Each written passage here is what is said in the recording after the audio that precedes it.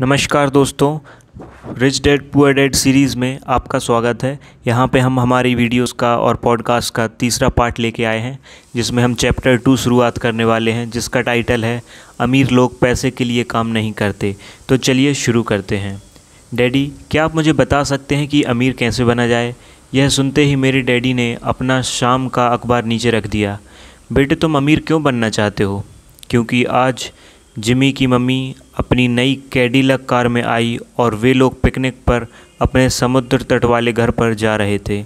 Jimmy और अपने साथ अपने 3 दोस्तों को ले गया, परंतु माइक और मुझे नहीं ले गया। उसने हमसे यह कहा कि वह हमें इसलिए नहीं ले जाएगा क्योंकि हम लोग गरीब बच्चे थे। उसने ऐसा कहा? डैडी ने अविश्वास से पूछा। हाँ बिल्कुल ऐसा, मैंने दर्द भरी आवाज़ में कहा। डैडी ने अपना सिर हिलाया, नाक तक चश्मे को चढ़ाया और फिर अखबार पढ़ने लगे। मैं उनके जवाब का इंतज़ार कर रहा। यह बात 1956 की है, जब मैं 9 साल का था। किस्मत की बात थी कि उसी पब्लिक स्कूल में जाता था जिसमें अमीर लोगों के बच्चे पढ़ते थे। हम शुगर प्लांटेशन के कस्बे में रहते थे। प्लांटेशन के मैनेजर और कस्बे के बाकी अमीर लोग जैसे डॉक्टर, बिजनेसमैन और बैंकर अपने बच्चों को पहली क्लास से 6ठी क्लास तक इसी स्कूल में भेजते थे। 6ठी क्लास के बाद बच्चों को प्राइवेट स्कूल में भेजा जाता था। अगर मेरा परिवार सड़क के दूसरे छोर पर रह रहा होता तो मुझे अलग तरह के स्कूल में भेजा जाता, जहाँ मेरे जैसे परिवारों के बच्चे पढ़ते थे। 6ठी क्लास के बाद इन बच्चों की तरह मैंने भी पब्लिक, इंटरमीडिएट, कॉलेज और हाई स्कूल किया, क्योंकि उन्हीं की तरह मेरे लिए भी प्राइवेट स्कूल में जाना संभव नहीं था। मेरे डैडी ने आखिर अखबार को रख दिया। मुझे पता था वे क्या सोच रहे थे। उन्होंने धीमे से शुरुआत की। अगर तुम अमीर बनना चाहते हो तो तुम्हें पैसे बनाना सीखना होगा। मैंने पूछा, मैं पैसे बनाना किस तरह सीख सकता हूँ?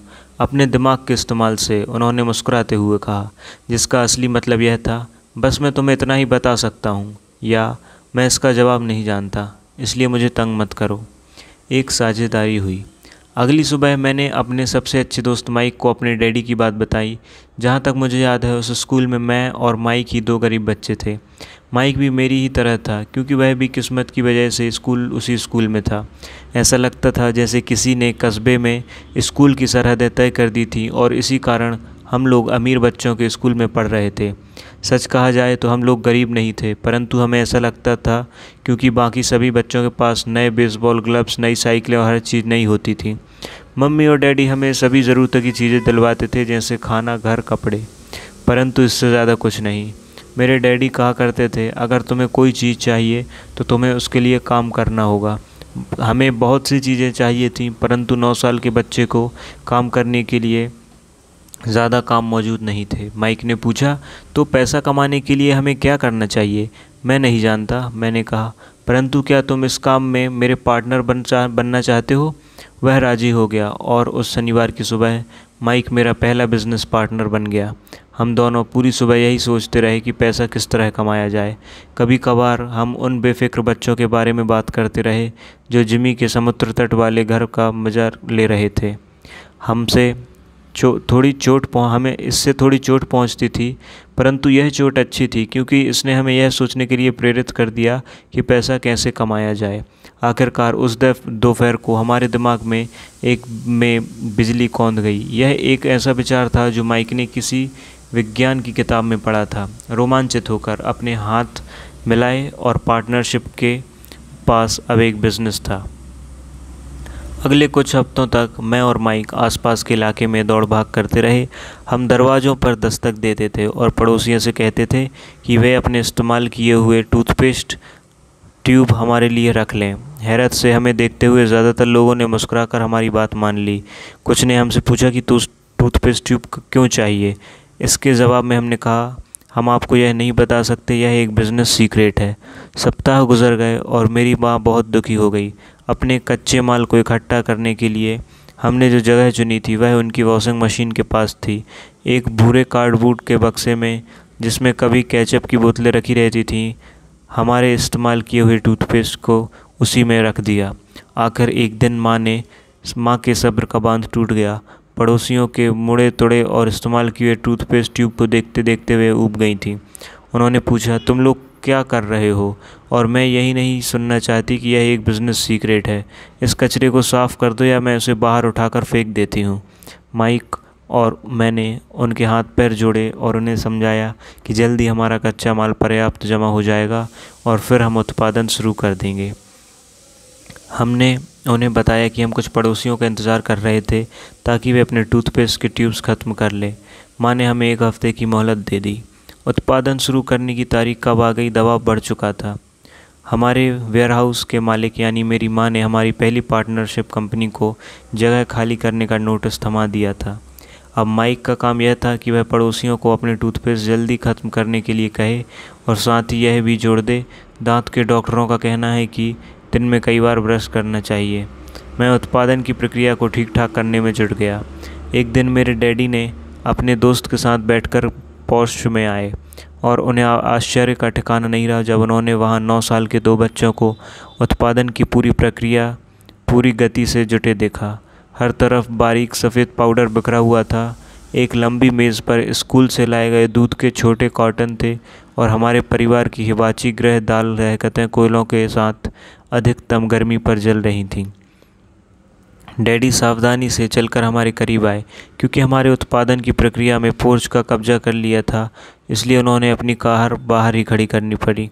जब वे और उनके दोस्त पास आए तो उन्होंने कोयले के ऊपर एक स्टील का बर्तन देखा जिसमें टूथपेस्ट के ट्यूब पिघल रहे थे।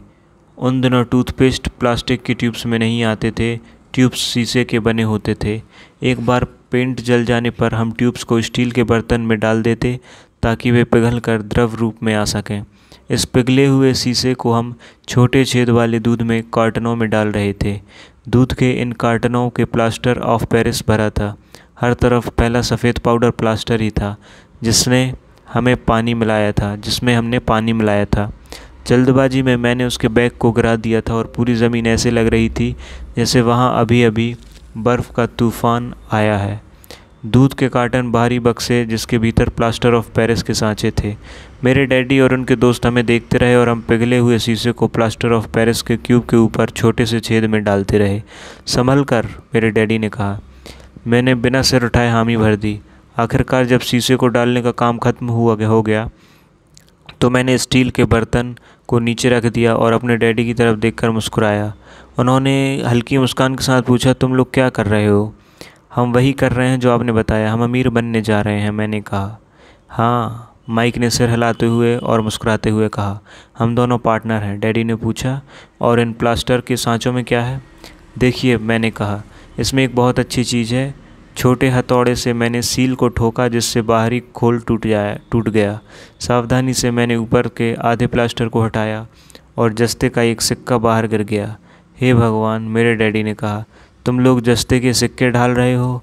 बिल्कुल सही, माइक ने कहा। हम वही कर रहे थे जैसा आपने हमसे कहा था, हम पैसा बना रहे थे।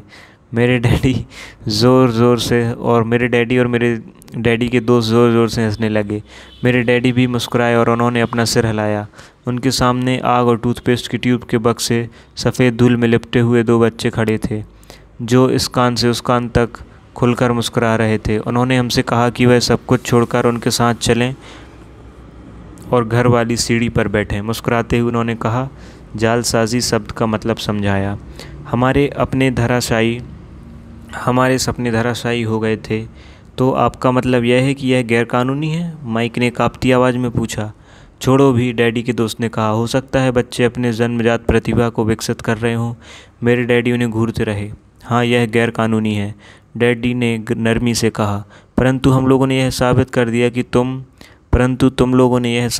दिया है कि तुम में बहुत ज़्यादा रचनात्मक और मौलिक विचार हैं। इसी तरह आगे बढ़ते रहो, मुझे तुम पर गर्व है। निराश होकर माइक और मैं तकरीबन 20 मिनट तक चुपचाप अपना सिर पकड़कर बैठे रहे। इसके बाद हमने सारा अटाला साफ़ करना शुरू किया। पहले ही दिन हमारा बिजनेस चौपट हो गया था। पाउडर साफ़ करते हुए मैंने माइक की ओर देखा और कहा, मुझे लगता है जिमी और उसके दोस्त ठीक कहते हैं, हम सचमुच गरीब हैं। जब मैंने यह कहा तब डैडी बस जाने ही वाले थे। बच्चों, उन्होंने कहा, तुम तभी गरीब कहलाओगे जब तुम हार मान लोगे। सबसे महत्वपूर्ण चीज़ यह है कि तुमने कुछ किया, ज़्यादातर लोग केवल अमीर बनने के बारे में बात करते रहते हैं और उसके सपने देखते रहते हैं। तुमने कुछ किया, मुझे तुम दोनों पर गर्व है। मैं एक एक बार फिर से यही कहूँगा, आगे बढ़ते चलो, हार मत मानो। माइक और मैं खामोश खड़े थे। यह शब्द सुनने में अच्छे थे, परंतु हमें यह पता नहीं था कि हमें क्या करना चाहिए। तो ऐसा क्यों है डैडी कि आप अमीर नहीं हैं? मैंने पूछा। क्योंकि मैंने एक स्कूल टीचर बनने का फ़ैसला किया। स्कूल के टीचर अमीर बनने के बारे में नहीं सोचते, हम सिर्फ पढ़ाना पसंद करते हैं। काश कि तुम लोगों की मदद कर सकते, परंतु हकीकत में मैं यह नहीं जानता कि दौलत कैसे कमाई जाती है। माइक और मैं पलटे और अपने सफाई अभियान में जुट गए। डैडी ने कहा, अगर तुम लोग यह सीखना ही चाहते हो कि अमीर कैसे बना जाता है तो मुझसे मत पूछो। माइक, तुम अपने डैडी से यह सवाल पूछो।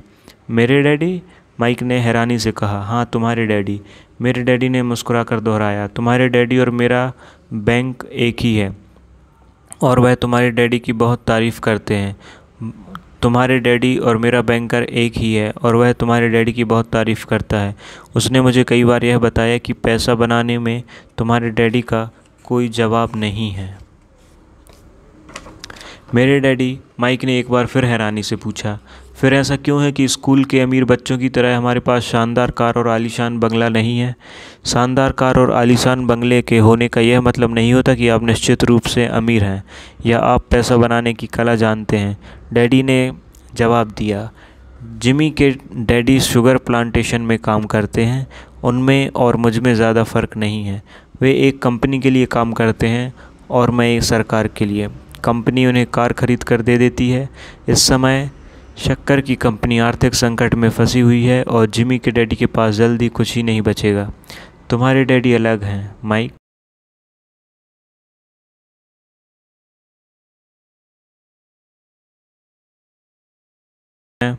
माइक और मैं फिर से रोमांचित हो गए। नए उत्साह से हमने अपने डूबे हुए व्यवसाय के कचरे को साफ करना शुरू किया।